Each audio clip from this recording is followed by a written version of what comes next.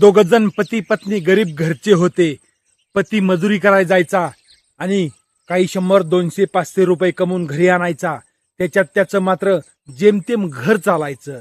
शिल्लक पैसा काही उरत नसं, कारण सध्याची महागाई भरपूर आहे आणि कमाई मजुरांसाठी कमी या. तसंच तो बिचारा मजुरी करून आणायचा, मुलं बायको जगवायचा. बायकोने एके दिवशी त्याला सांगितलं की मला काही कानातलं घेऊन या.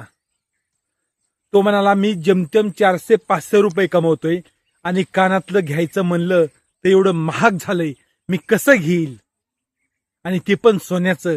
मी नाही घेऊ शकत. पण फुल नाही फुलाची पाकळी म्हणून नवऱ्यानं साधं सुद्धा आणलं आणि कानात घालाय दिलं, पण पत्नीनं घातलं नाही, फेकून दिलं. आणि त्याला भांडायला लागली, तुम्हाला काय सांगितलं आणि तुम्ही काय आणलं. मग ते दोघेही उपाशी झोपले. पत्नी उपाशी झोपली, पती उपाशी झोपला.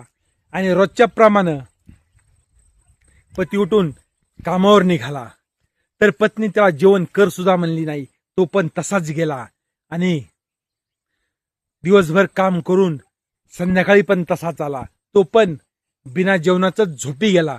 आणि झोपल्यानंतर पत्नी त्याला उलट म्हणाली, काही खाऊन आला असताल कुठं आणि म्हणून झोपला असताल, असं झोपणारे माणसं नाहीत तुम्ही.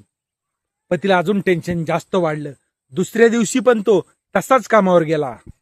आणि त्यांच्या शेजारला एक म्हातारी राहत होती. ती पण चांगल्या स्वभावाची होती. ती ह्यांचे भांडणं रोज पाहायची. आणि पती कामाला गेल्यानंतर ती पाणी पिण्याच्या निमित्तानं घरी आली आणि विचारलं, तुमचे भांडणं नेमके कशामुळं.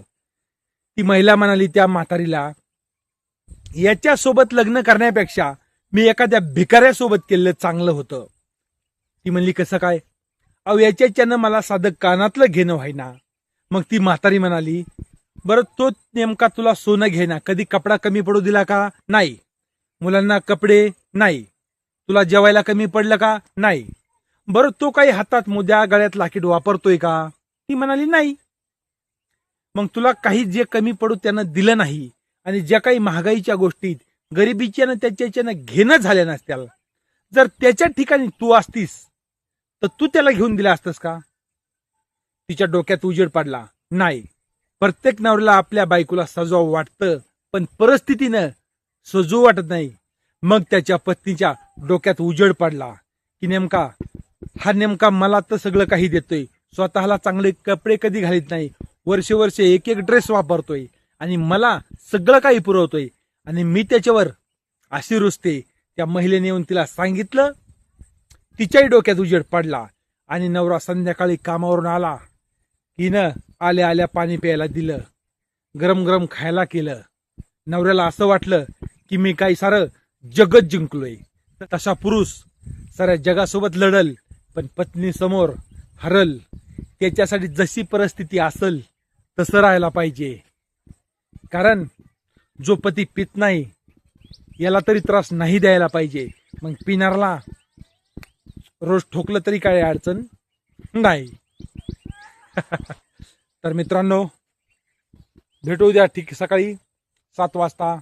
आणि तुम्हाला आपल्या कहाण्या कशा वाटतात ते सांगत जा, आणि तुम्ही कुठून पाहता ते पण सांगत जा.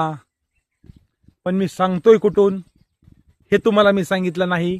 सांगितलंय बऱ्याच व्हिडिओमध्ये, आणि आता ह्या पण सांगतो. मी बीड जिल्ह्यातून आहे.